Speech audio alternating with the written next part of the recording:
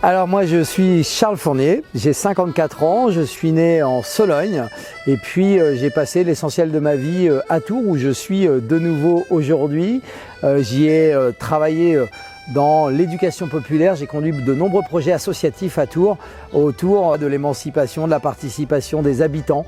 Et ça fait partie de mon histoire. Je travaille encore aujourd'hui, je suis dans une coopérative d'activité d'emploi et en même temps je suis vice-président de la région.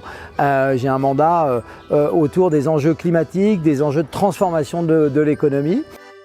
Moi, dans toute mon histoire, à la fois professionnelle mais aussi dans mes engagements comme élu, je passe énormément de temps en connexion avec les gens, ceux qui portent des initiatives. Moi, je suis quelqu'un qui est très porté par les questions de collectif, de participation, d'implication. Vraiment, c'est ce qui a guidé presque tout mon parcours.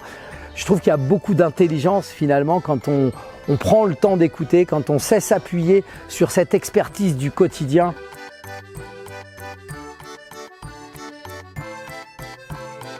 Moi, Marie Quinton, j'ai 36 ans. Je suis professeure de collège. Je suis élue à la mairie de Tours. Je m'occupe du logement.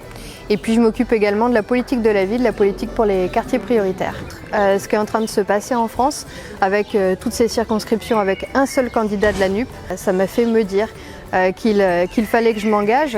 Et quand il y a eu des discussions avec Charles Fournier sur le poste de suppléance, j'ai immédiatement accepté. D'abord parce qu'il est extrêmement accessible. C'est quelqu'un de sympathique, c'est quelqu'un qui a des convictions, quelqu'un qui fait toujours un aller-retour entre les dossiers qu'il gère et la vie concrètement des gens qui sont impliqués. Et c'est quelqu'un qui montre une très grande maîtrise de ses dossiers. Et donc il a pour moi toutes les qualités pour être un excellent député. Je crois que je serai un député à l'écoute. Dans ce que j'ai prévu, c'est la mise en place d'un parlement de circonscription. Et ce parlement de circonscription, c'est une façon de partir de cette parole des habitants et de nourrir la loi, de nourrir l'exercice du député, d'être toujours connecté à la vie.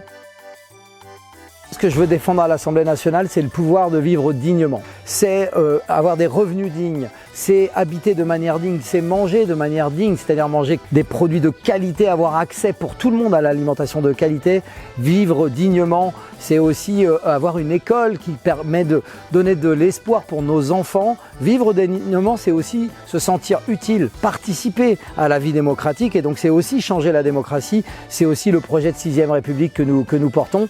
Et puis vivre dignement, c'est vivre dans un air respirable, c'est pouvoir ne pas avoir peur de l'avenir avec le dérèglement climatique, c'est vivre en lien avec la nature. Et donc ce pouvoir de vivre dignement, c'est celui-là qui me guidera pendant toute mon action de député à l'Assemblée nationale.